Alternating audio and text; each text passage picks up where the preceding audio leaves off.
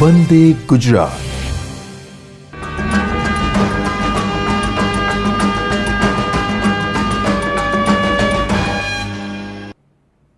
વિદ્યાર્થી મિત્રો, SN1 અને SN2ની ચલ થોડીક ચર્ચા કર્યા બાદ એમાં આપણે એવું જોયું હતું કે ત્રણ મુખ્ય પરિબળો છે. એક આલ્કિલેલાઇડનો પ્રકાર, ન્યુક્લિયોફિલિકની પ્રબળતા અને વપરાયેલો દ્રાવક. ધ્રુવીય અને અધ્રુવીય દ્રાવક હોય તો પણ SN1 અને SN2 બદલાઈ જાય છે. હવે સૌથી અગત્યનો પ્રશ્ન આપણા માટે કયો છે, રાઈટ? તો પહેલું આવે છે ન્યુક્લિયોફિલિકની પ્રબળતા. ન્યુક્લિયોફિલિકની પ્રબળતા સામાન્ય રીતે કેવી રીતે નક્કી થતી હોય છે? તો પહેલો મુદ્દો અહીંયા એ આવશે કે સામાન્ય રીતે ઋણ વિદ્યુત ભારિત ન્યુક્લિયોફાઇલ હોય કેન્દ્રાનુરાગી, તો તેની પ્રબળતા તેના તટસ્થ ઘટક કરતાં પ્રમાણમાં વધારે હોય. એટલે કે negative nucleophile is stronger than its neutral form. અચ્છા, ન્યુટ્રલ ફોર્મ કરતાં પછી એના પછીનો જે આવે છે એ તેનો ધન વીજભારિત. કેટલીક પ્રક્રિયાઓમાં ધન વીજભારિત ન્યુક્લિયોફાઇલ પણ આવી શકે છે, પણ મેઇનલી તમારે આ રીતે જોવાનું છે. એટલે કે જો તટસ્થ સ્વરૂપની સાથે સાથે તેનો ઋણ આયન અથવા નેગેટિવલી ચાર્જ ન્યુક્લિયોફાઇલ દર્શાવેલો હોય તો એ પ્રબળ અથવા સારો ન્યુક્લિયોફાઇલ ગણાય. હવે દાખલા તરીકે ધારો કે આપણે આવી રીતે લઈશું OH હાઇડ્રોક્સિલ આયન. તો હાઇડ્રોક્સિલ આયન છે એ રાઈટ તેનો તટસ્થ ઘટક H2O કરતાં સારો ન્યુક્લિયોફાઇલ છે. મતલબ OH negative is a better nucleophile than H2O. Okay, એવી રીતે દાખલા તરીકે ધારો કે આપણે લઈશું HSSH. એમની પ્રબળતા છે એ તેના તટસ્થ અણુ કરતાં વધારે છે, હાઇડ્રોજન સલ્ફાઇડ કરતાં. એવી રીતે દાખલા તરીકે આપણે લઈશું OCH3 મિથોક્સી અથવા આલ્કોક્સી. ની પ્રબળતા તેના તટસ્થ અણુ એટલે કે આલ્કોહોલ કરતાં પ્રમાણમાં વધારે હશે. ઓકે, મતલબ આવી રીતે જો આપણે ચેક કરશું તો તેની તટસ્થતા રાઈટ તટસ્થ ન્યુક્લિયોફાઇલ કરતાં તેના ઋણ વીજભારિત ન્યુક્લિયોફાઇલની પ્રબળતા વધારે હશે. ઓકે, એટલે અહીંયા જોઈશું તો OH is stronger nucleophile than H2O, SH hydrosulphide ion is stronger nucleophile than H2S, and alkoxy ion અથવા alkoxide ion is stronger nucleophile than એક વસ્તુ આ રીતે. ઓકે, હવે જ્યારે ભિન્ન ભિન્ન આપેલા હોય તો સામાન્ય રીતે કેવી રીતે ચર્ચા કરશું એ પણ અહીંથી ઝડપથી બતાવી દઉં છું. ધારો કે દ્વિતીય હરોળના હાઇડ્રાઇડ આપણી પાસે છે મિથેન. મિથેન લીધા પછી NH3 છે, રાઈટ H2O છે અને HF છે. 4 હાઇડ્રાઇડની સરખામણી કરીએ તો અહીંયા એસિડિક પ્રબળતા છે રાઈટ એ આ ક્રમની અંદર આવશે. મતલબ અહીંયા જે છે એસિડિક પ્રબળતા છે. હવે મિથેનમાંથી એક હાઇડ્રોજન દૂર થયા બાદ મળતો CH3 ઋણ આયન છે અથવા ન્યુક્લિયોફાઇલ છે એ CH3 નેગેટિવ. ઓકે, આમાંથી મળતો જે ન્યુક્લિયોફાઇલ છે એ આપને મળશે NH2 નેગેટિવ મળશે. H2O માંથી જે આપને મળે છે એ OH નેગેટિવ મળે છે અને આમાંથી જે મળશે એ F નેગેટિવ. આ રીતે આપને અનુવર્તી રાઈટ બેઝ મળે છે. એટલે અહીંયા હવે સરખામણી કેવી રીતે કરવાની છે? તો અહીંયા જે છે એ એસિડિક પ્રબળતાનો ક્રમ છે. એસિડિક પ્રબળતા સામાન્ય રીતે 11મા ધોરણની અંદર આયનિક સંતુલનની અંદર આપણે જોયેલું હતું કે જો એસિડ પ્રબળ હોય તો તેનો સંયુગ્મી બેઝ હંમેશા નિર્બળ હોય. If an acid is strong its conjugate base is always weak. અચ્છા, હવે અહીંયા તમે જોશો તો HF છે આ શ્રેણીમાં સૌથી વધારે પ્રબળ છે. તો એમાંથી મળતો જે સંયુગ્મી બેઝ છે એ નિર્બળ આવશે. ઓકે, આ જે છે સૌથી નિર્બળ એસિડ છે તો તેમાંથી બનતો જે બેઝ છે એ સૌથી પ્રબળ હશે. તો અહીંયા જે બેઝિક પ્રબળતાનો ક્રમ છે એ એસિડ પ્રબળતા કરતાં તેના કરતાં આ રીતે જુદો હશે. તો ધ્યાન રાખી લેજો, આ જે છે તેનો સંયુગ્મી બેઝ પ્રબળતાનો ક્રમ છે CH3 એ NH2 કરતાં વધારે પ્રબળ બેઝ છે. મતલબ આ રીતે આવશે. તો હવે સવાલ શું થશે તો કે F નેગેટિવ રાઈટ. ઓકે, આ સ્ટ્રોંગ છે તો આ વીક છે. તો Fની તુલનામાં મિથાઇલ નેગેટિવલી ચાર્જ આયન છે એ ખૂબ જ ત્વરિત અથવા ઝડપથી ઇલેક્ટ્રોન યુગ્મનું પ્રદાન કરશે. પરિણામે CH3 નેગેટિવ છે રાઈટ એ પ્રબળ બેઝ ગણાશે અને સાથે સાથે સારો ન્યુક્લિયોફાઇલ પણ ગણાશે. મતલબ methyl group methyl negatively charge ion is better nucleophile than this one. Okay, એટલે અહીંયા જે આપણે ક્રમ લીધેલો છે એ જે છે એ બેઝિક પ્રબળતાનો ક્રમ છે. ધ્યાનમાં રાખી લો, બેઝિસિટી નહીં, બેઝિક પ્રબળતાનો ક્રમ છે. હવે સાથે સાથે આવે છે બીજો એક શબ્દ, એ આવે છે કેન્દ્રાનુરાગીતા અથવા ન્યુક્લિયોફિલિસિટી. તો વિદ્યાર્થી મિત્રો અહીંયા ધ્યાન રાખી લો, આ બે પદ વચ્ચે ખૂબ જ ગડબડ છે, રાઈટ. તો એ સ્પષ્ટ કરવું જરૂરી છે કે બધી જગ્યાએ પ્રબળ બેઝ હંમેશા પ્રબળ ન્યુક્લિયોફાઇલ હશે. તો અહીંયા જે એમની પ્રબળતાનો ક્રમ છે, રાઈટ, એ સમજો કે આપણે આ રીતે લઈશું, CH3 આ રીતે લેવા જઈશું તો NH2 નેગેટિવ, OH નેગેટિવ અને F નેગેટિવ. તો અહીંયા પ્રબળ બેઝ સાથે સાથે તેની ન્યુક્લિયોફિલિસિટી એટલે કે કેન્દ્રાનુરાગી પ્રબળતા છે એ બંને, રાઈટ, આ રીતે સાથે કાર્યરત હોય છે. પરંતુ આ ત્યારે જ શક્ય છે કે જ્યારે પ્રક્રિયાઓ APS એટલે કે એપ્રોટિક સોલ્વન્ટ, અપ્રોટિક દ્રાવકની હાજરીમાં કરવામાં આવે ત્યારે પ્રબળ બેઝ તરીકે વર્તતો ઘટક પ્રબળ ન્યુક્લિયોફાઇલ તરીકે પણ વર્તે છે. ઓકે, તો સામાન્ય રીતે એપ્રોટિક સોલ્વન્ટ કેવા હોય કે જે પ્રોટોન દાન કરી શકતું નથી. તો એપ્રોટિક દ્રાવક છે કરીને ધારો કે આપણે લઈએ CA3CN, ઇથેન નાઇટ્રાઇલ. તો ઇથેન નાઇટ્રાઇલ છે એ પ્રોટોન આપી શકતો નથી, આ હાઇડ્રોજન છે, પ્રોટોન નથી. તો આ દ્રાવકની હાજરીમાં, રાઈટ, પ્રબળ બેઝ અને ન્યુક્લિયોફિલિસિટીનો ક્રમ સરખો રહેશે. ઓકે, તેવી રીતે દાખલા તરીકે ધારો કે તમે લીધેલો છે DMF, ડાયમિથાઇલ ફોર્મેમાઇડ. આગળ ચર્ચા કરેલી તેમ ડાયમિથાઇલ ફોર્મેમાઇડ પણ એ પ્રોટિક દ્રાવક છે, પ્રોટોનનો વિનિમય કરી શકતો નથી. તો આવા દ્રાવકોની હાજરીમાં, એટલે જ્યારે તમે બેઝિક પ્રબળતા અને ન્યુક્લિયોફિલિક પ્રબળતાની સરખામણી કરતા હો ત્યારે ખાસ કરીને ચેક કરો કે લીધેલો દ્રાવક કયો છે. જો એ પ્રોટિક દ્રાવક હશે અથવા તો અધ્રુવીય દ્રાવક હશે તો બેઝિક પ્રબળતા અને ન્યુક્લિયોફિલિક પ્રબળતા બંનેનો ક્રમ સરખો રહેશે. પરંતુ જો આ જ પ્રક્રિયા જલીય માધ્યમમાં કરવામાં આવે તો ધ્યાન રાખી લેજો, બેઝિક પ્રબળતા અને ન્યુક્લિયોફિલિક પ્રબળતા એકબીજાનો ક્રમ બદલાઈ ગયેલો હોય છે. ઓકે, તો હવે એ કેવી રીતે નક્કી કરશે? તો એના માટે તમને માહિતી આપી દીધી હશે કે દાખલા તરીકે ધારો કે તમને એમ કહી દેલું છે કે SN1 પ્રક્રિયા. તો SN1 પ્રક્રિયા આવે તેમ આગળના એપિસોડની અંદર આપણે જોયેલું હતું કે SN1 પ્રક્રિયા હંમેશા બે તબક્કાની અંદર થાય છે અને આ જે છે એ ધ્રુવીય દ્રાવકની હાજરીમાં પ્રક્રિયા થાય છે. ઓકે, તો ધ્રુવીય દ્રાવક હશે તો આપણે જોઈ લીધું હતું કે આ બંને ક્રમ છે તમારે ઉલટો લેવાનો છે.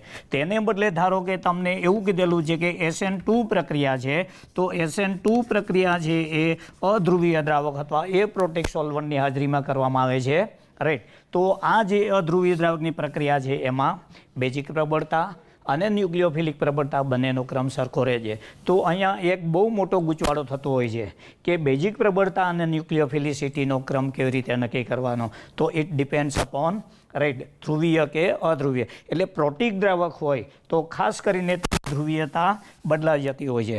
દાખલા તરીકે ધારો કે આપણે આ રીતે લઈએ, F નેગેટિવ લઈ લઈએ અને એની તુલનામાં આયોડિન નેગેટિવ લઈએ અને બંનેની પાસે આ રીતે ઇલેક્ટ્રોન યુગ્મ રહેલું છે. ઓકે, હવે ધારો કે આ પ્રક્રિયા પ્રોટિક દ્રાવક અથવા પાણીની હાજરીમાં કરવામાં આવે તો, રાઈટ, એમાંથી H જે છે ધન વિદ્યુતભારિત એ આ ફ્લોરિનના ઇલેક્ટ્રોન યુગ્મ સાથે પ્રબળ H બંધ બનાવે છે. ઓકે, પ્રબળ H બંધને કારણે અહીંયા જે ઇલેક્ટ્રોન યુગ્મનો જે ઘનતા હતી એ થોડીક વપરાઈ જાય છે.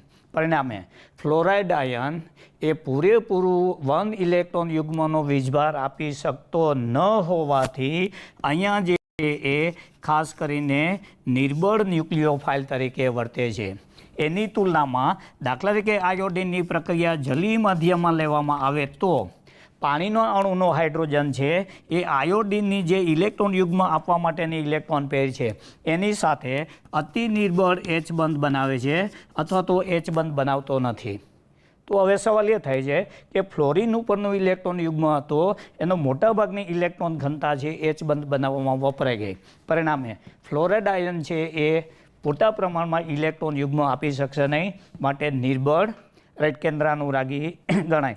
એની તુલનામાં દાખલા કે આયોડિન લેશો તો આયોડિન છે એ પાણીના અણુના એચ સાથે અતિ નિર્બળ અથવા એચ બંધ બનાવતો નથી. તો અહીંયા જે લોન પેર છે on iodine is easily available અથવા પૂરેપૂરું ઇલેક્ટ્રોન યુગ્મનું પ્રદાન કરશે. પરિણામે આયોડિન છે એ સારો અથવા તો પ્રબળ ન્યુક્લિયોફાઇલ ગણાય. તો આવી રીતે ન્યુક્લિયોફિલિકની ચર્ચા તમે આવી રીતે કરશો. ઓકે, હવે ધારો કે એને બદલે આ જ બંને આયનો છે એ બિનજલીય અથવા તો અધ્રુવીય દ્રાવકની હાજરીમાં રાઈટ ઓકે દાખલા તરીકે ધારો કે DMF ડાયમિથાઇલ ફોર્મેમાઇડની હાજરીમાં આ પ્રક્રિયા કરવામાં આવે તો આ બંનેમાંથી એક પણનું ઇલેક્ટ્રોન યુગ્મ આની સાથે આંતરક્રિયા કરતું નથી અને પરિણામે રાઈટ તેનો ક્રમ આ રીતે બદલાઈ જતો હોય. એટલે કે લીધેલો દ્રાવક કેવી રીતનો ભાગ ભજવે છે તેના ઉપરથી તમારે ન્યુક્લિયોફિલિસિટી પ્રબળતા નક્કી કરવાની છે. અચ્છા, તો અહીંયા આપણે જેમ ચર્ચા કરેલી રાઈટ કે એક જ આવર્તના હાઇડ્રાઇડ છે રાઈટ એનો ક્રમ આ રીતે આવે છે. પછી એવી રીતે દાખલા તરીકે ધારો કે એક જ સમૂહના હાઇડ્રાઇડ લઈશું તો એમાંથી આવે છે HF, HCl, HBr અને HI. તો અહીંયા જોઈશું તો એસિડિક પ્રબળતાનો ક્રમ આ રીતનો છે. હવે જો એસિડ પ્રબળ હોય તો તેમાંથી ઉત્પન્ન થયેલો સંયુગ્મી બેઝ હંમેશા નિર્બળ હોય. ઓકે, એવી રીતે આમાંથી ફ્લોરાઇડ આયન ઉત્પન્ન થાય છે. ફ્લોરાઇડ આયન આ અતિ નિર્બળ છે તો ફ્લોરાઇડ આયન છે એ પ્રબળ બેઝ છે. મતલબ એની જે બેઝિકતાનો ક્રમ છે એ હવે આ રીતે આવી જશે. ઇન શોર્ટ, એસિડ અને તેનો સંયુગ્મી બેઝ પ્રબળતાનો ક્રમ હંમેશા ઊંધો હોય. આ જે છે એ એસિડિક પ્રબળતા છે અને આ જે છે એ બેઝિક પ્રબળતા છે. એનો મતલબ એવો થયો કે base is F negative is A stronger base, iodine negative is A weaker base because HI is stronger. આ બેઝિકતાનો ક્રમ છે. હવે જો આ પ્રક્રિયા બિન માધ્યમમાં લેવામાં આવે તો રાઈટ એસિડ આ બંને જે ક્રમ છે એ સરખા છે તો કોઈ એસિડિક કે બેઝિક પ્રબળતા લેવામાં નથી આવતી. ઓકે, એની તુલનામાં તમે ન્યુક્લિયોફિલિસિટી લીધી રાઈટ તો F negative, Cl negative, Br negative right અને ગ્રેટર દેન I નેગેટિવ. તો અહીંયા તમે જોઈ શકશો તો ન્યુક્લિયોફિલિસિટી વર્સિસ રાઈટ બેઝિક પ્રબળતા આવી રીતે સરખાવી શકાય. પછી ત્રીજો મુદ્દો એક એવો છે right nucleophilicity versus leaving group ability. એટલે ન્યુક્લિયોફિલિક પ્રબળતા છે ખાસ કરીને ચલે છે 1 લિવિંગ ગ્રુપ એબિલિટી એટલે અવશેષ તરીકે દૂર થતું સમૂહ. તો અહીંયા એને કહીશું લિવિંગ ગ્રુપ અથવા માઇગ્રેટરી કેપેસિટી. ઓકે, જે ન્યુક્લિયોફાઇલ પ્રબળ છે રાઈટ તેની લિવિંગ ગ્રુપ એબિલિટી પ્રમાણમાં ઓછી હોય, સહેલાઈથી દૂર થઈ શકતું નથી. આ જે ક્રિયા છે એ મેં તમને આલ્કોહોલનું હાઇડ્રોહેલોજનેશન પ્રક્રિયાની અંદર સમજાવેલું હતું. તો અહીંયા આપણે એક થોડોક હેતુલક્ષી પ્રશ્ન બનાવવાનો પ્રયત્ન કરેલો છે કે પ્રબળ ન્યુક્લિયોફાઇલ અને નિર્બળ ન્યુક્લિયોફાઇલ કેવી રીતે નક્કી કરી શકાતા હોય છે. ઓકે, એ ચેક કર્યા પછી હવે આપણી પાસે બીજો અભ્યાસનો મુદ્દો એ છે રાઈટ કે SN1 અને SN2 પ્રક્રિયાઓની મિકેનિઝમ કેવી રીતની હોય છે. આગળ હતું એ મેં ગુણાત્મક તુલના કરેલી હતી. ઓકે, હવે ધારો કે આપણે SN1 પ્રક્રિયા લઈએ છીએ તો SN1 પ્રક્રિયાનો પહેલો મતલબ થાય છે એકવાણીય કેન્દ્રાનુરાગી વિસ્થાપન પ્રક્રિયા, મોનોમોલેક્યુલર ન્યુક્લિયોફિલિક સબસ્ટિટ્યુશન રિએક્શન. ઓકે, હવે એમાં જે આપણે ચર્ચા કરેલી હતી તો કે એમાં ખાસ કરીને 3 ડિગ્રી આલ્કિલ હેલાઇડ છે એ SN1 પ્રક્રિયાને અનુમોદન આપે છે. હવે એક પછી એક મિકેનિઝમ ચેક કરતા જઈશું તો પાઠ્યપુસ્તકના જે મુદ્દાઓ આપેલા છે એની ચર્ચા કરશું. પહેલો મુદ્દો 3 ડિગ્રી આલ્કિલ હેલાઇડ એ લીધેલો છે અને SN1 પ્રક્રિયા લીધેલી છે. તો અહીંયા જે લીધેલું હશે એ નિર્બળ બેઝ લીધેલો હશે. ઓકે, અને ખાસ કરીને ધ્રુવીય દ્રાવક એટલે કે પ્રોટિક સોલ્વન્ટની હાજરીમાં. હવે અહીંયા શું થશે? સવાલ એ આવે છે કે બ્રોમિન છે પાર્શિયલી નેગેટિવલી ચાર્જ છે અને તેની સાથે જોડાયેલો કાર્બન છે એ પાર્શિયલી પોઝિટિવલી ચાર્જ છે અને બ્રોમિનનું આપણે અન્ય કેન્દ્રાનુરાગી વડે વિસ્થાપન કરવાનું છે. ઇન શોર્ટ, બ્રોમિનને નીકાળવાનો છે અને તેના સ્થાને બીજો સમૂહ લાવવાનો છે. હવે અહીંયા પાઠ્યપુસ્તકના 1-2 મુદ્દા છે એની ચર્ચા કરું તો કે અહીંયા પહેલો મુદ્દો બ્રોમિન કેવી રીતે દૂર થાય છે. તો વિદ્યાર્થી મિત્રો ધ્યાન રાખી લો, અહીંયા H2O પ્રબળ ધ્રુવીય દ્રાવક હોવાને કારણે આ જે પાણીના અણુઓ છે ઓક્સિજન મારફતે આ કાર્બન સાથે જલ યોજન આવી રીતની પ્રક્રિયા કરશે. મતલબ water molecules taken in the reaction produces hydration effect on the central or positively charged carbon. તો આ જે છે એને કહીશું ખાસ કરીને હાઇડ્રેશન અથવા તો સોલ્વેશન. જો અન્ય દ્રાવક લીધેલું હોય તો એને કહેવામાં આવે છે સોલ્વેશન. અને હાઇડ્રેશન કે સોલ્વેશન પ્રક્રિયા છે એ ઉષ્માક્ષેપક છે. ઉષ્માક્ષેપક હોવાને કારણે પ્રક્રિયામાં ઉષ્મા ઉત્પન્ન થાય છે. ધ ઇમ્પોર્ટન્ટ પાર્ટ ઇઝ આ રીતે ઉત્પન્ન થયેલી ઉષ્મા એ કાર્બન બ્રોમિન બંધને તોડવામાં ધીમે ધીમે વપરાય છે. તો સવાલ એ છે કે કાર્બન બ્રોમિન બોન્ડ કેવી રીતે તૂટે છે આ પ્રક્રિયામાં? તો કે અહીં લીધેલો દ્રાવક ધન વિદ્યુતભારિત કાર્બન સાથે આ રીતે પાણીના અણુઓ દ્વારા હાઇડ્રેશન પ્રક્રિયા કરે છે. ધીમે ધીમે આકર્ષાય છે અને આકર્ષણની અસરથી આ રીતે ઉષ્મા ઉત્પન્ન થાય છે. ઉત્પન્ન થયેલી ઉષ્મા વડે અથવા એમાં વપરાઈ જાય છે કાર્બન બંધ તોડવામાં. ઓકે, એટલે જ્યારે પૂરતી ઉષ્મા ઉત્પન્ન થયેલી હશે ત્યારે Br નીકળી જશે અને પરિણામે તેમાંથી જે આપણે આગળ ચર્ચા કરેલી હતી એમ આ રીતે CH3 અને CH3 trivalent positively charge carbocation as an intermediate મધ્યસ્થી તરીકે આ રીતે ઉત્પન્ન થશે. ઓકે, હવે આ પ્રક્રિયા છે એ ખૂબ જ ધીમી છે. આ પ્રક્રિયા ખૂબ જ ધીમી હોવાથી પ્રક્રિયા વેગ નિર્ણાયક તબક્કો બનશે. પ્રક્રિયા વેગ નિર્ણાયક રેટ ડિટર્મિનિંગ સ્ટેપ બનશે. કેમ? તો કે જલ વિભાજન પ્રક્રિયા ધીમે ધીમી છે, કાર્બન બોન્ડ છે ધીમે ધીમો તૂટવે છે અને આ પ્રક્રિયા પ્રતિવર્તી છે, reversible, slow and thus becomes rate determining. Okay, હવે એ જ ચેક કર્યા પછી આની આપણે ચર્ચા આગળ કરેલી જ હતી કે ટ્રાઇવેલેન્ટ પોઝિટિવલી ચાર્જ કાર્બોકેટાયન અને તેની સાથે આ જગ્યાએ હજુ છૂટું પડેલું Br નેગેટિવ પણ રહેલું છે. હવે સવાલ એ થશે કે ઉત્પન્ન થયેલો કાર્બન કેટાયન પોઝિટિવલી ચાર્જ છે. It is also get stabilise by water molecules. એટલે આ જે છે પોઝિટિવલી ચાર્જ છે ઓક્સિજનનો અણુ તેની સાથે આ રીતે જલ યોજન કરશે અને કાર્બોકેટાયનને સ્થાયી કરે. એવી રીતે Br નેગેટિવ છે એની સાથે પાણીનો હાઇડ્રોજન છે એ આ રીતે જલ યોજન કરી અને Br નેગેટિવને પણ સ્થાયી કરે છે. એટલે કે ઉત્પન્ન થયેલો કાર્બોકેટાયન અને બ્રોમાઇડ આયન રાઈટ એ પાણીના અણુઓ દ્વારા સોલ્વેશનથી આ રીતે સ્થાયી થાય છે. Not only that 3 degree carbocation 3 methyl સમૂહ જોડાયેલો હોવાને કારણે તેની +I અસરથી પણ સ્થાનીકૃત પામેલો હોય છે.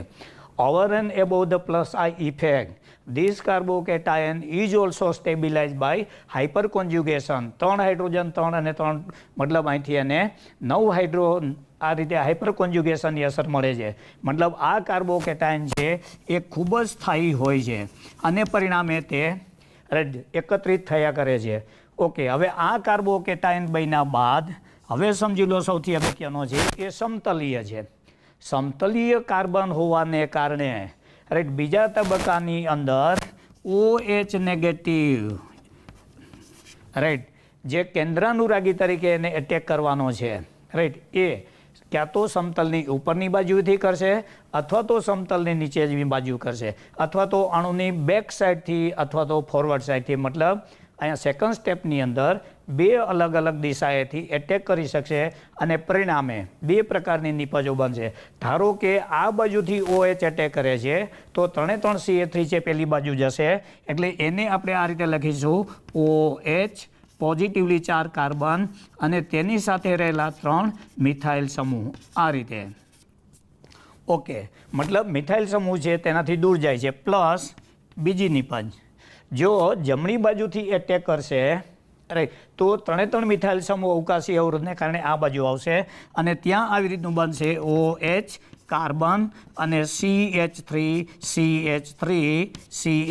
મતલબ અહીંયા આપને 2 નિપજોનું મિશ્રણ મળે છે. ઓકે, એમાંથી એક નિપજનો અવકાશ વિન્યાસ તમે ચેક કરશો તો અહીંયા મૂળ આપણે જે આલ્કિલ હેલાઇડ સાથે દર્શાવેલો છે તેની સાથે સુસંગત છે. મતલબ એક પ્રકારની નિપજ છે તેના અણુઓનો અવકાશીય વિન્યાસ મૂળ આલ્કિલ હેલાઇડના જેવો જ રહે છે. તો આ જે છે એને કહીશું મૂળ આલ્કિલ હેલાઇડ. આર મતલબ રિટેન્શન, રિટેન્શન મતલબ તેનો તેજ અથવા યથાવત રહે છે અથવા તો ધારણ કરી શકે છે, યથાવત અથવા તો ધારણ કરી શકે છે. બીજા પ્રકારની જે નિપજ છે તેના અણુનો વિન્યાસ ચેક કરશું મૂળ આલ્કિલ હેલાઇડ સાથે, તો બિલકુલ વિરુદ્ધ થઈ ગયેલો છે, વ્યસ્ત થઈ ગયેલો છે, રાઈટ. એટલે એને કહીશું આઈ મતલબ ઇન્વર્ઝન. ઇન્વર્ઝનનો મતલબ થાય કમ્પ્લીટલી એ વ્યસ્ત થઈ ગયેલો છે, ઇન્વર્ટેડ થઈ ગયેલો છે. મતલબ અહીંયા બે નિપજોનું મિશ્રણ મળે છે, રિટેન્શન અને ઇન્વર્ઝન. સામાન્ય રીતે રાઈટ બંને ઘટકોનું પ્રમાણ છે એ ખાસ કરીને 50% જેટલું હોય છે. ઇનફેક્ટ હકીકતમાં 50% જેટલું સંપૂર્ણપણે હોતું નથી, થોડીક વધઘટ થયેલી હોય છે.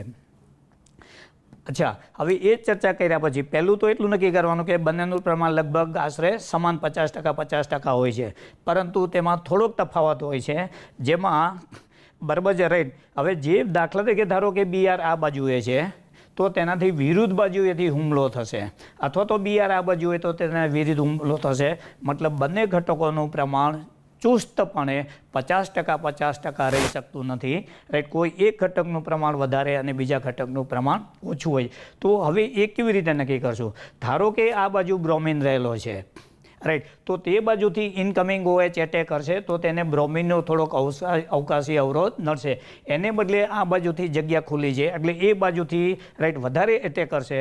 વધારે એટેક કરતો હોવાથી મિથાઇલ સમૂહ પેલી બાજુ જશે. એનો મતલબ એવો કે આ ઘટકનું પ્રમાણ વધારે મળશે અને તેની તુલનામાં રાઈટ આ ઘટકનું પ્રમાણ મતલબ પાર્શિયલ રેસેમાઇઝેશન વિથ મોર ઇન્વર્ઝન. રેસેમીકરણ પ્રમાણમાં આંશિક હશે અને ઇન્વર્ઝન પ્રમાણમાં વધારે હશે. એટલે એ વખતે 50% ને બદલે થોડુંક પ્રમાણ બદલાઈ ગયેલું હોય છે. ઓકે, હવે જો આ જ મિકેનિઝમ છે એને સ્ટીરિયોકેમિકલી રીતે ચકાસીએ તો ધારો કે અહીંયા 3 મિથાઇલ સમૂહને બદલે અહીંયા કાયરલ કાર્બન હોય, ડેક્સ્ટ્રો કે લીવો કાર્બન હોય, તો અહીંયા જે મળતી નિપજ છે એમાંથી એકમાં ડેક્સ્ટ્રો રહેશે જેમાં એનું કન્ફિગ્યુરેશન જળવાઈ રહે છે, અને બીજું જે વિરુદ્ધ થઈ જતું હોવાથી એ લીવો બનશે. એટલે કે ડેક્સ્ટ્રો અને લીવોનું પ્રમાણ 50% સામાન્ય રીતે એવું હોય છે, પરંતુ અપ્રમાણસર રેસેમાઇઝેશન અને થતું હોવાથી રાઈટ તેની પ્રકાશ ક્રિયાશીલતા થોડી બદલાઈ ગયેલી હોય છે. એટલે કે બે રીતે ચર્ચા કરી શકીશું, બિન સ્ટીરિયોકેમિકલી અને સ્ટીરિયોકેમિકલી. ધારો કે અહીંયા ડેક્સ્ટ્રો હશે તો આ ડેક્સ્ટ્રો રહેશે અને આ લીવો રહેશે, અથવા તો આ લીવો રહેશે તો આ લીવો સ્વરૂપ જળવાઈ રહેશે અને આ ડેક્સ્ટ્રોમાં ફેરવાઈ જશે. ઓકે, તો આ જે આપણે ચર્ચા કરેલી હતી એ SN1 મિકેનિઝમની ચર્ચા કરેલી હતી. એટલે કે SN1 પ્રક્રિયામાં પ્રથમ તબક્કો છે એ કાર્બન BR અથવા કાર્બન હેલોજન બંધ તૂટવાની પ્રક્રિયા છે. બંધ તોડવા માટેની ઉર્જા છે એ દ્રાવકના અણુઓ કાર્બન સાથે જલયોજન પ્રક્રિયા અનુભવે છે, અને જલયોજન પ્રક્રિયા અથવા હાઇડ્રેશન ઇઝ એક્ઝોથર્મિક અને ઉષ્મા રિલીઝ થાય. ઉત્પન્ન થયેલી ઉષ્મા વડે ધીમે ધીમે કાર્બન બ્રોમિન બંધ તૂટે છે અને પરિણામે આ રીતે અનુવર્તી 3 ડિગ્રી કાર્બોકેટાયનમાં ફેરવાય છે. This 3 degree carbocation is again stabilise by solvation. પાણીના અણુઓથી બંને સ્થાનીકૃત થયેલા હોય છે.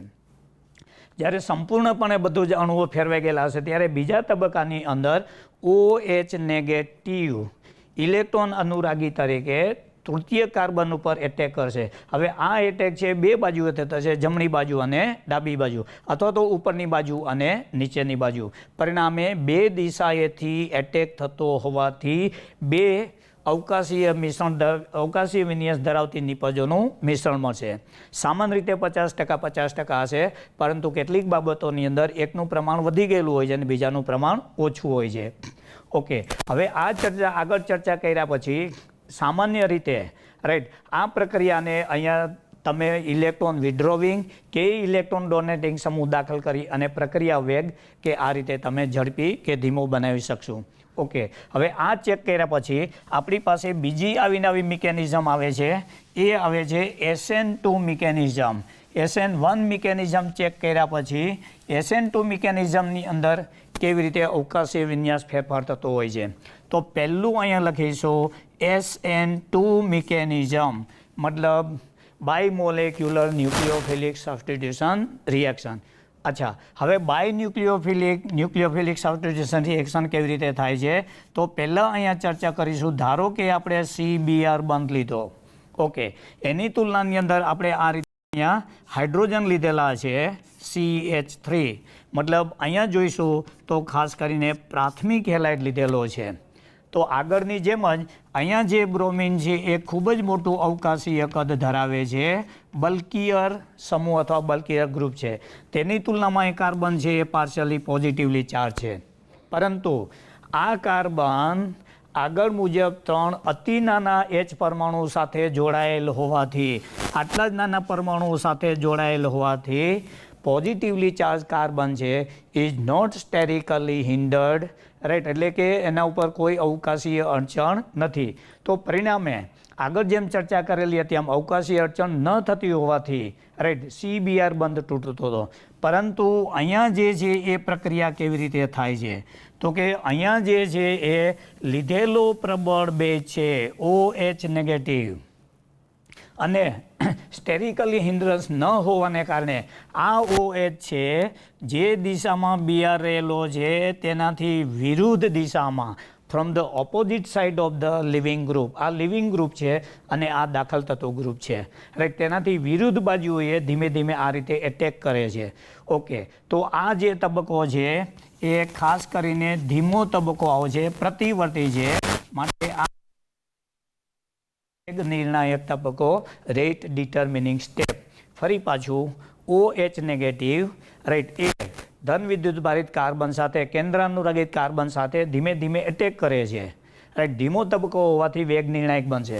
હવે બનશે એવું કે એવું OH જેટલો બંધ બનાવશે એટલો બનશે Br તૂટતો જશે. કોઈ એક તબક્કે એવું આવશે કે કાર્બન જે છે એ આ રીતે હાઇડ્રોજન H, રાઈટ, અને H તેની સાથે આ રીતે Br, રાઈટ, સમૂહ અથવા નેગેટિવ ઋણાયન જોડાયેલો છે અને તેની સાથે OH આવી રીતે પણ જોડાયેલો છે.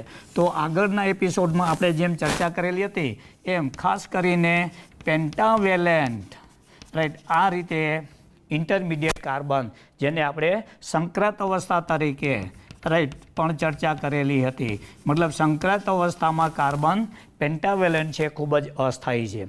હવે અહીંયા સવાલ એવો પૂછશે તમને, ખાસ કરીને MCQની અંદર, SN1 પ્રક્રિયાની અંદર ઉત્પન્ન થતું મધ્યસ્થી સક્રિય અંગે કયું વિધાન સાચું છે? તો એમાં એમ પૂછે કે ત્રિસંયોજક કાર્બન છે, વિધાન ખોટું છે. પેન્ટાવેલેન્ટ કાર્બન છે, વિધાન સાચું છે. પેન્ટાવેલેન્ટ કાર્બન અને તટસ્થ છે, ઓકે. પછી બીજો સૌથી અગત્યનો સવાલ એ છે કે આ જે પેન્ટાવેલેન્ટ ઇન્ટરમીડિયેટ છે એની સાથે બંને ઘટકો જોડાયેલા છે, દૂર થતો સમૂહ, living group as well as entering group બંને જોડાયેલા છે. જ્યારે SN1ની અંદર માત્ર અને માત્ર ટ્રાઇવેલેન્ટ કાર્બોકેટાયન હતો, અહીંયા બંને દૂર થતું સમૂહ અને દાખલ થતો સમૂહ બંને જોડાયેલા છે, રાઈટ. તો આ એક સંક્રાંત અવસ્થા એવી છે કે જે બોથ પોઝેસિસ બોથ ન્યુક્લિયોફાઇલ્સ, ઓકે. હવે આ ખૂબ જ અસ્થાયી હોવાને કારણે, રાઈટ, સામાન્ય રીતે OH છે એ પ્રબળ ન્યુક્લિયોફાઇલ છે Br કરતાં, એટલે Br છે એ અહીંથી દૂર થઈ જશે અને જેવો અહીંથી Br દૂર થશે એવો જ OH છે એ કાર્બન સાથે સંપૂર્ણપણે જોડાશે અને પરિણામે OH છે એ પણ મોટું અવકાશીય કદ ધરાવતું હોવાથી 3 નાના હાઇડ્રોજન છે એ કાર્બનની વિરુદ્ધ દિશામાં, મતલબ આ રીતે જતા રહેશે અને આ જગ્યાએ જે છે એ OH સમૂહ આવી રીતે જોડાશે, ઓકે.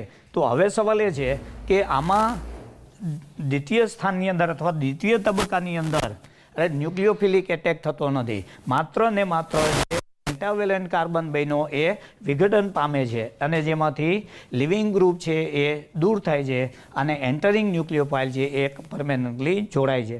તો હવે દાખલા તરીકે ધારો કે તમે અહીંયા અવકાશ વિન્યાસની ચર્ચા કરશો તો અહીંયા જે છે CH3 3 આ બાજુએ છે, નિપજની અંદર જોશો તો બિલકુલ ઉલટા થઈ ગયેલા છે. મતલબ અહીંયા જે છે એ નિપજ જે એ બિલકુલ વ્યુત્ક્રમિત બનેલી હશે, ઇન્વર્ટેડ નિપજ બનેલી હશે અને સિંગલ પ્રોડક્ટ જ આપે છે. તો અહીંયા તમે જોશો તો OH સમૂહ છે, રાઈટ, એ આ બાજુ જોડાયેલો છે, 3 હાઇડ્રોજન છે સામેની બાજુ જોડાયેલા છે, મતલબ ઉત્પન્ન થયેલી નિપજ છે એ કમ્પ્લીટલી ઇન્વર્ટ થઈ ગયેલી છે. એટલે કે SN2 પ્રક્રિયાની અંદર મળતી નિપજ માત્ર એક જ હોય છે અને તેનો અવકાશ વિન્યાસ હંમેશા વિરુદ્ધ થઈ ગયેલો હોય છે, રાઈટ. તો આમ SN1 અને SN2 એકબીજાથી તદ્દન વિરુદ્ધ પ્રકારની સ્વભાવ ધરાવતી પ્રક્રિયાઓ છે. એટલે કે SN2ને એવું કહી શકાય કે એક જ તબક્કામાં પૂર્ણ થાય છે, કારણ કે પેન્ટાવેલેન છે એ ખૂબ જ અસ્થાયી છે, મેળવી શકાતો નથી, જેવો બને એવો તુરત જ વિઘટન પામી નિપજમાં ફેરવાઈ જાય છે. ઓકે, હવે આગળ ચર્ચા કરી લઈએ. બીજો તબક્કો છે એ, રાઈટ, અતિ ઊંચી ઉર્જાને કારણે ઝડપથી વિઘટન પામી અને નિપજમાં ફેરવાઈ જાય છે. એટલે કે રાઈટ, અહીંયા તમે જોશો તો પ્રાથમિક આલ્કિલ હેલાઇડ એ મુખ્યત્વે SN2 પ્રક્રિયાને ફેવર કરે છે. એ ચેક કર્યા પછી હવે થોડુંક આગળ આપણે જઈશું.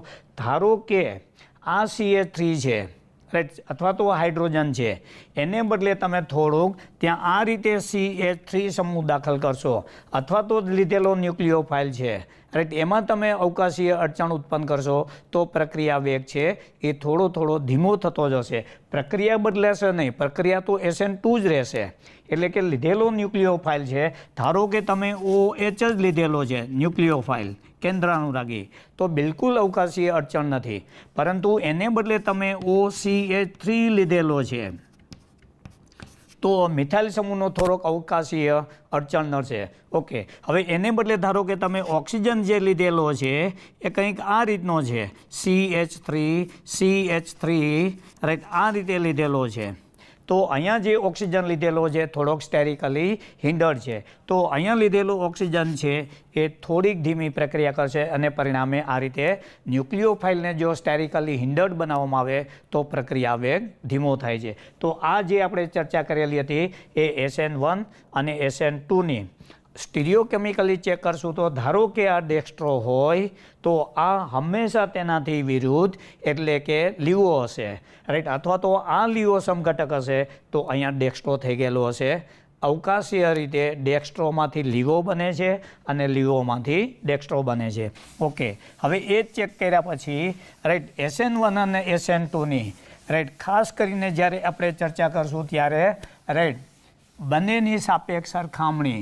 હવે અહીંયા જે આપણે પ્રશ્ન ચર્ચા કરીએ છીએ એ ખાસ કરીને બે રીતે પૂછશે તમને, SN1 પ્રક્રિયા અને SN2 પ્રક્રિયા વચ્ચેનો તફાવત. આ ઝડપથી આપણે જોઈ લઈશું SN1 અને SN2 પ્રક્રિયા વચ્ચેનો તફાવત. તો SN1 અને SN2 reactions are to be studied two different ways, right, kinetically and stereochemically. કાઇનેટિકલી તમારે શું જોવાનું છે તો તેનો પ્રક્રિયા વેગ કેટલો છે, પ્રક્રિયા ક્રમ કેટલો છે, કેટલી આણ્વિકતા છે, પ્રક્રિયા વેગ કેવી રીતે વધશે ઘટશે, તેને કાઇનેટિકલી કહેવાય. ઓકે, હવે એક આણ્વીય પ્રક્રિયા છે તો એનો જો જોવા જઈશું તો તેનો પ્રક્રિયા ક્રમ છે એ ખાસ કરીને એક આવશે, મતલબ right, order of reaction is 1. અહીંયા જે જોવા જઈશું તો એનો પ્રક્રિયા ક્રમ છે એ 2 આવશે.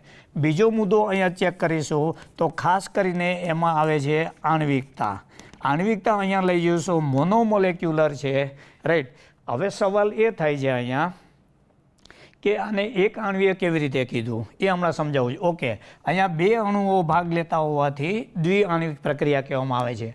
એ ચેક કર્યા પછી અહીંયા પ્રક્રિયા વેગનું સમીકરણ કેવું હશે તો પ્રક્રિયા વેગ is equal to k into આલ્કિલ હેલાઇડની સાંદ્રતા.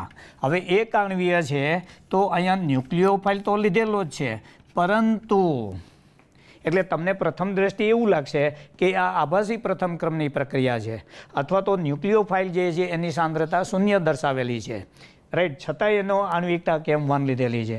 અહીંયા જે છે એ પ્રક્રિયા વેગ, રાઈટ, બરાબર કે ઇન્ટુ આલ્કિલ હેલાઇડની સાંદ્રતા ઇન્ટુ ન્યુક્લિયોફાઇલની સાંદ્રતા.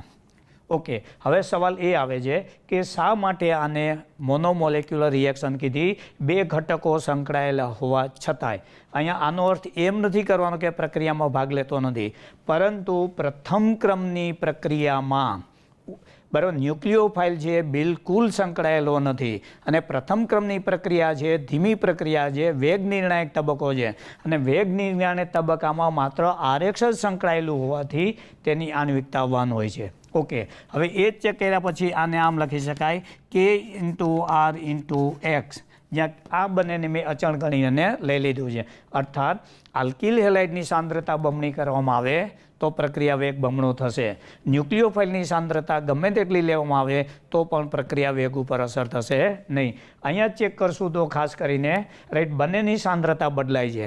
એટલે કે આલ્કિલ હેલાઇડ કે ન્યુક્લિયોફાઇલની સાંદ્રતા બમણી કરવામાં આવે તો પ્રક્રિયા વેગ ખાસ કરીને બમણું થશે. આ જે ચર્ચા કરેલી હતી રાઈટ એ રાઈટ કાઇનેટિકલી ચર્ચા કરેલી હતી. ઇન શોર્ટ રાઈટ ન્યુક્લિયોફિલિકની સાંદ્રતા બદલવા છતાં પ્રક્રિયા વેગ બદલાશે નહીં. એટલે કે SN1 પ્રક્રિયા ન્યુક્લિયોફિલિકની સાંદ્રતાથી સ્વતંત્ર છે. SN2 પ્રક્રિયા ન્યુક્લિયોફિલિકની સાંદ્રતા આધારિત છે. ઓકે, હવે એ ચેક કર્યા પછી બીજો મુદ્દો આપણી પાસે અગત્યનો છે જે આપણે ચર્ચા કરેલી હતી. કેવા પ્રકારના આલ્કિલ હેલાઇડ છે રાઈટ એ આ પ્રક્રિયાને ફેવર કરે છે. તો SN1 પ્રક્રિયા છે રાઈટ એ ખાસ કરીને 3 degree greater than 2 degree greater than 1 degree greater than CH3 તૃતીયક આલ્કિલ હેલાઇડ સાથે આ પ્રક્રિયા ખૂબ જ સરળ હોય છે. SN2ની અંદર આ ક્રમ બદલાઈ ગયેલો હશે.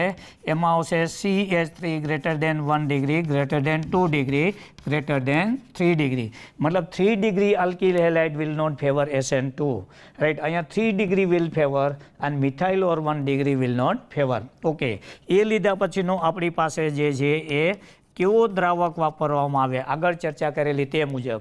તો કે SN1 પ્રક્રિયા છે એમાં ધ્રુવીય દ્રાવક ખાસ અથવા તો પ્રોટિક દ્રાવક રાઈટ લેવામાં આવે છે. ઓકે, અહીંયા જે છે એ ખાસ કરીને એ પ્રોટિક દ્રાવક લેવામાં આવે છે અથવા તો અપ્રોટિક દ્રાવક લેવામાં આવે છે અથવા તો અધ્રુવીય દ્રાવક અથવા બિનધ્રુવીય દ્રાવક. તો સામાન્ય રીતે ધ્રુવીય કે પ્રોટિક દ્રાવકો કયા કયા હોય છે?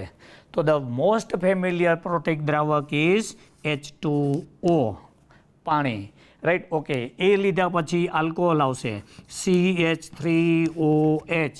કેટલીક વખતે તમને ઇથેનોલ આપે તો પણ ચલાવવાનું CH3C2H5OH. એ લીધા પછી રાઈટ HCOOH અથવા તો CH3COOH. આવા જે દ્રાવકો છે રાઈટ એ ધ્રુવીય અથવા પ્રોટિક દ્રાવકો તરીકે કામ કરે છે અને દે ફેવર SN1 પ્રક્રિયા. ઓકે, હવે એ પ્રોટિક દ્રાવકો કેવા છે? તો કે ખાસ કરીને આગળ પણ આપણે જોયેલું તેમ CH3 નાઇટ્રો ઇથેન અથવા ઇથેન નાઇટ્રાઇલ. તો ઇથેન નાઇટ્રાઇલ છે એ અધ્રુવીય છે અને બિલકુલ રાઈટ પ્રોટોન મુક્ત કરી શકતો નથી. એ પછી બીજો એક શબ્દ છે DMF, ડાયમિથાઇલ ફોર્મેમાઇડ. આગળ પણ મેં ચર્ચા કરેલી હતી.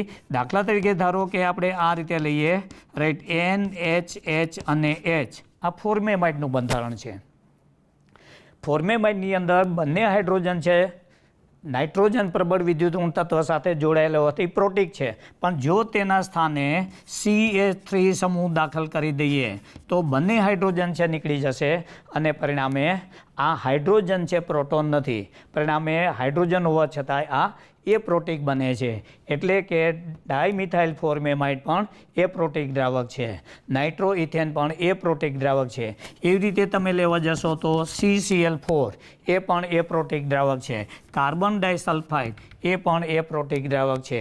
બેન્ઝીન પણ એ પ્રોટિક દ્રાવક છે. મતલબ આવા બધા દ્રાવકો છે એ અપ્રોટિક દ્રાવકો તરીકે વર્તે છે and they will favour SN2. Okay, એ ચેક કર્યા પછીનો એનો મુદ્દો આપણી પાસે બીજો અગત્યનો આવે છે રાઈટ કે આ પ્રક્રિયામાં મળતી નિપજો કેવી હશે? તો અહીંયા આપણે એમ કહી શકશું કે SN1 પ્રક્રિયાની અંદર આપને 2 નિપજોનું મિશ્રણ મળે છે. 2 નિપજોનું મિશ્રણ મળે છે. એમાંથી એક હશે એ રેસેમાઇઝ્ડ રાઈટ એટલે કે રેશમીકરણ મિશ્રણ પામેલું હશે રાઈટ. અને બીજી જે હશે એ ઇન્વર્ઝન પામેલું અથવા રિટેન પામેલું હશે અને ઇન્વર્ટ થયેલું હશે. ઓકે, અહીંયા જે છે આપને માત્ર એક જ નિપજ મળશે અને એ નિપજ છે એ આઈ મતલબ ઇન્વર્ટેડ થયેલી હશે. ઓકે, એ ચેક કર્યા પછી ખાસ કરીને રાઈટ આમાં કયો મધ્યસ્થી ઉત્પન્ન થશે? તો કે આમાં જે મધ્યસ્થી છે રાઈટ એ મધ્યસ્થી ખાસ કરીને કાર્બોકેટાયન ઉત્પન્ન થાય છે. આમાં કયો મધ્યસ્થી ઉત્પન્ન થાય છે? તો કે આમાં જે છે એ પેન્ટાવેલેન્ટ કાર્બન એટલે કે આ રીતનું આવે છે અને વિદ્યુત તટસ્થ અહીંયા ધન ભારિત અને ટ્રાઇવેલેન્ટ કાર્બોકેટાયન ઉત્પન્ન થાય છે. અહીંયા pentavalent hypothetical neutral right carbon ઉત્પન્ન થાય છે. હવે આ જે કાર્બોકેટાયન છે એ ખાસ કરીને સ્થાયી થાય છે અથવા તો તે પુનઃરચના પામે છે. ઇટ અંડરગોઝ રીએરેન્જમેન્ટ. જ્યારે અહીંયા પેન્ટાવેલેન્ટ કાર્બન છે એ બિલકુલ પુનઃરચના પામતો નથી. Never undergoes rearrangement because it is highly unstable right અને ડાયરેક્ટલી તૂટી જાય છે. મતલબ આવી રીતે તમે જોશો રાઈટ તો SN1 અને SN2 વચ્ચેની પ્રક્રિયાઓના તફાવતના મુદ્દા તમે ચેક કરી શકશો. ઓકે, એ ચેક કર્યા પછી હવે આપણે જોઈશું તો રાઈટ ખાસ કરીને તમને અલગ અલગ પ્રકારના આલ્કિલ હેલાઇડ આપશે. પછી એમાંથી કહેશે કે આ કયા પ્રક્રિયાને કઈ મિકેનિઝમને અનુસરે છે. તો ખાસ એક ધ્યાનમાં રાખી લો, દ્રાવક અને તેનો પ્રકાર. આ બે ઉપરથી ખાસ કરીને બરાબર પ્રશ્નો પૂછાતા હોય છે. અહીંયા પણ તમે જોશો તો એપ્રોટિક અથવા તો અધ્રુવીય દ્રાવક રાઈટ અને તેની સાથે આલ્કિલ હેલાઇડનો જે ક્રમ છે તેને આધારિત આ રીતના પ્રશ્નો ખાસ કરીને પૂછાતા હોય છે. તો અહીંયા જે આપણે ચર્ચા કરેલી હતી એ SN1 અને SN2 આવી રીતે સમજી શકાશે. ઓકે, આ SN1 અને SN2 ને ફરી પાછું આપણે સ્ટીરિયો કેમિસ્ટ્રીની અંદર પણ જોડી દઈશું. હવે પછીનો આપણી પાસે બીજો અગત્યનો ભાગ છે એ આવે છે રાઈટ આલ્કિલ હેલાઇડનું સ્ટીરિયો કેમિકલ રસાયણ. આલ્કિલ હેલાઇડનું સ્ટીરિયો કેમિકલ રસાયણ. તો સ્ટીરિયો કેમિસ્ટ્રી 11મા ધોરણની અંદર પણ આપણે થોડુંક શીખી ગયેલા હતા. સ્ટીરિયો કેમિસ્ટ્રીની અંદર ખાસ કરીને સૌથી અગત્યનું છે એ અસમમિત કેન્દ્ર અથવા અસમમિત પરમાણુ કે બરાબર છે. સૌથી ધ મોસ્ટ એસેન્શિયલ કન્ડિશન એ અણુ અસમમિતિ. જો તેમાં થોડીક પણ સમમિતિ હોય તો તે પ્રકાશ ક્રિયાશીલતાનો ગુણધર્મ દર્શાવતો નથી.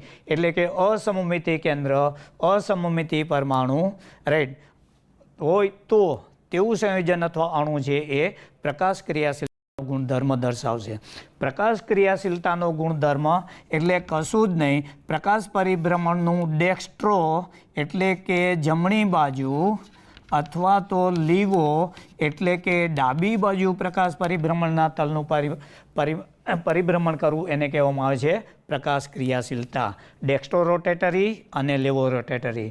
ઓકે, હવે એ માટે આપણે જે ચર્ચા કરેલી છે કે અસમમિત કેન્દ્ર કોને કહેવાય, તો ફરીથી ઝડપથી ચર્ચા કરી લઈએ.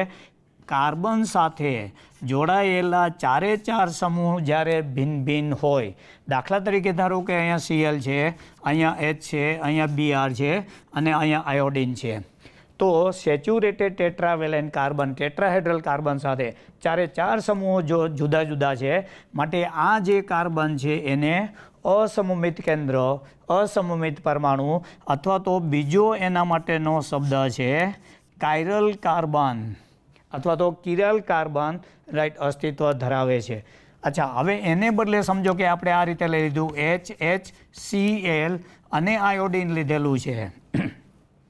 તો અહીંયા તમે જોશો તો આ બંને જુદા જુદા છે, પરંતુ આ બંને સમૂહો સમાન હોવાથી આ જે છે એ સંપૂર્ણપણે કાયરલ કાર્બન નથી.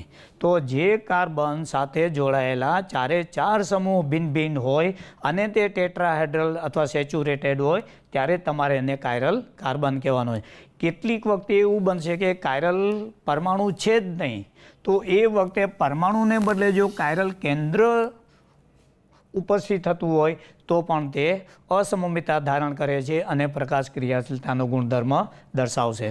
ઓકે, તો હવે અહીંયા ચેક કર્યા પછી આપણે કાયરાલિટી કેવી રીતે ચેક કરવાની છે, તો એ પહેલાં તમને એક સમજાવી દઉં કે અહીંયા અણુ સમમિતિ 3 પરિમાણમાં તમારે કેવી રીતે જોવાનું છે.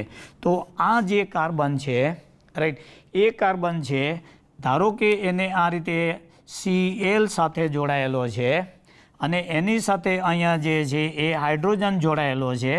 ઓકે, પછી એની સાથે આ રીતે ફાચર આકારનું આ રીતે જોડાયેલું છે અને ચોથો સમૂહ છે એ આ રીતે સોલિડ લાઇનથી જોડાયેલો છે અને એ જે છે આયોડિન અને આ જે છે બ્રોમિન. તો આ જે છે એનું ત્રિપરિમાણીય સ્વરૂપ કહેવાય. તો ત્રિપરિમાણીય સ્વરૂપની અંદર આ કઈ રીતે ગોઠવાયેલા છે. ઓકે, તો પહેલો મુદ્દો અહીંયા જે સાદી સોલિડ લાઇનથી બતાવેલું છે એનો અર્થ તમારે એવો કરવાનો છે કે આ બંને પરમાણુ છે એ કાગળના સમતલમાં જ રહેલા છે, કાગળના સમતલમાં જ આવેલા છે. એટલે કે અત્યારે ચર્ચા કરું તો આ કાર્બન સીએલ બોન્ડ છે એ બ્લેકબોર્ડની સપાટીમાં જ છે, પછી આ કાર્બન હાઇડ્રોજન બોન્ડ છે એ બ્લેકબોર્ડની સપાટીમાં જ છે અને તમારે એને કાગળના સમતલની સપાટીમાં સમજવાનું છે. હવે આયોડિન છે જે આ રીતે પાર્શિયલી ફિલ્ડ છે અને અહીંયા સોલિડ છે, તો સોલિડ જે વેજ અથવા ડેશ બતાવેલું છે એનો અર્થ તમારે એવો કરવાનો છે કે એ જે આ બ્લેકબોર્ડ છે એના સમતલની આગળની બાજુએ મતલબ આમ આવે છે. ઓકે, અને નીચેની બાજુ જાય છે. જ્યારે ડોટેડ લાઇનથી અથવા આવી રીતે અપૂર્ણ ભરાયેલો બતાવેલો છે એ આ જે બ્લેકબોર્ડ છે એની પાછળની બાજુએ અને નીચે જાય છે. મતલબ આ જે છે એ રાઈટ એ જે છે એ ફ્રન્ટ સાઈડ ઉપર આવે છે, કાગળના સમતલની ફ્રન્ટ સાઈડ બાજુ, અને આ જે છે એ કાગળના સાઈડની બેક સાઈડ અથવા રિયર સાઈડ ઉપર જાય છે. મતલબ બે સમૂહ જે સાદી લીટીથી દર્શાવેલા છે એ બ્લેકબોર્ડના સમતલમાં અથવા કાગળના સમતલમાં છે. ત્રુટક લાઇનથી અથવા તો અપૂર્ણ ભરાયેલો વેજ બતાવે છે એ સમતલની પાછળની બાજુએ અને નીચે જાય છે, અને સોલિડ ડેશ વેજથી જે બતાવેલો છે એ સમતલની આગળની બાજુએ અને ત્રાસો આવે છે અને નીચેની તરફ જાય છે. તો આ જે થયું એનું 3 ડાયમેન્શનલ રાઈટ સ્ટીરિયોજેનિક સેન્ટર અથવા પ્રોજેક્શન. ઘણી વખતે તમને આવું ચિત્ર આપી રાઈટ અને એમાંથી તમને બતાવશે કે રાઈટ આ સ્વરૂપ ઓળખો ડેક્સ્ટ્રો અને લીવો. ઓકે, એટલે એક વસ્તુ આ સ્પષ્ટ કરી લો. એના પછીનો બીજો મુદ્દો આપણી પાસે છે કે વારંવાર પૂછાતો પ્રશ્ન છે એ આપેલા સંયોજનોની અંદર કાયરલ કાર્બન છે કે નહીં એ ચકાસો. નીચેનામાંથી કયું સંયોજન કાયરલ કાર્બન ધરાવે છે. તો પહેલો મુદ્દો સમજો કે તમે ચેક કરી લો. આપણી પાસે છે CH3, CHOH, CHOH, CHOH અને CH3 આવું કોઈ એક સંયોજન આપેલું છે. તો કાયરલ કાર્બન તમારે કેવી રીતે ચેક કરવાનું ઝડપથી બતાવી દઉં. ટર્મિનલ કાર્બન છે એ ઓલમોસ્ટ ઓછી જગ્યાએ કાર્બન હોય છે અથવા તો 3 હાઇડ્રોજન છે નથી. હવે આ કાર્બન ચેક કરશો તો તમે જોશો તો એની સાથે રહેલો એક ઘટક છે એ હાઇડ્રોજન છે, બીજો ઘટક છે એ OH છે, ત્રીજો ઘટક છે એ CH3 છે અને ચોથો ઘટક છે એ બાકીના અણુનો સમગ્ર ભાગ. મતલબ આ કાર્બનને ચર્ચા કરશો તો એક હાઇડ્રોજન, એક OH, એક CH3 અને બાકીનો આ રીતે જે છે એ સમગ્ર અણુનો ભાગ આવશે. એટલે કે this carbon is holding all 4 groups completely different and therefore it exists as chiral carbon. મતલબ આ chiral carbon છે. ઓકે, હવે એના પછીનો આ કાર્બન ચેક કરશું તો એની પાસેનું એક હોલ્ડિંગ છે H અને બીજું હોલ્ડિંગ છે OH. So this carbon is expected to be a chiral carbon. In fact, if you verify the molecule and structure, right, okay, it is not a chiral carbon because hydrogen OH અને આ બાજુથી તમે જોશો તો આ ઘટક છે CHOH અને CH3, આ બાજુનો પણ CH અને મતલબ લેફ્ટ હેન્ડ સાઈડ અને રાઈટ હેન્ડ સાઈડના બંને ઘટકો છે એ સરખા છે, માટે આ કાયરલ કાર્બન નથી. એ ચેક કર્યા પછી રાઈટ આ કાર્બન જોઈશું તો H, CH3, OH અને બાકીનો આ અણુનો આખો ભાગ આવશે, મતલબ આ કાયરલ કાર્બન છે. તો હવે અહીંયા તમે જોઈશું તો આપણે આમ લખીશું ધીસ possesses 2 કાયરલ કાર્બન. આ 2 કાયરલ કાર્બન ધરાવે છે અને ચેક કરશો તો વધારે બંને કાર્બન છે એ સમતુલ્ય અથવા બંને કાર્બન છે એ સમાન છે. તો જ્યારે અસમમિત અણુની અંદર 2 કાર્બન હોય અને બંને સમતુલ્ય હોય તો એ વખતે ખાસ કરીને હું સમજાવીશ એક જે સંયોજન છે મેસો સ્વરૂપનું અસ્તિત્વ હોય છે. When both the chiral carbon identical, તો એ વખતે એક મેસો સ્વરૂપનું અસ્તિત્વ હોય છે. મેસો સ્વરૂપ શું છે આગળના લેક્ચરની અંદર આપણે જોઈશું. ઓકે, હવે અહીંયા ભૂલથી પણ એવી રીતે ના લેતા કે આ કાયરલ કાર્બન છે. હવે એ ચેક કર્યા પછી આપણી પાસે બીજો અગત્યનો સવાલ છે. ધારો કે તમને આ રીતે વલય સ્વરૂપનું બંધારણ આપવામાં આવે અને પછી એમ બોલે કે આ સંયોજન છે એ કાયરલ કાર્બન છે કે નહીં. તો દેખી લો અહીંયા જે કાર્બન સાથે જોડાયેલો છે ત્યાં એક આવી રીતે હાઇડ્રોજન પણ રહેલો છે. ઓકે, તો હવે આ કાર્બન સાથે એક હાઇડ્રોજન અને એક Cl, તો બે ઘટકો જુદા થઈ ગયા. હવે જો અહીંથી તમે આમ જશો તો અહીંયા CH2 આવે છે, એને આ બાજુ જશો તો અહીંયા પણ CH2 આવે છે, તો બંને સમાન થઈ ગયા, ભેદ પડતો નથી. હજુ આગળ જશો તો અહીંયા CH2 આવે છે, અહીંયા પણ CH2 આવે છે, તો પણ સરખાપણું થયું, જુદું પડતું નથી. અહીંયા પણ CH2 આવે છે તો પણ સરખાપણું થયું.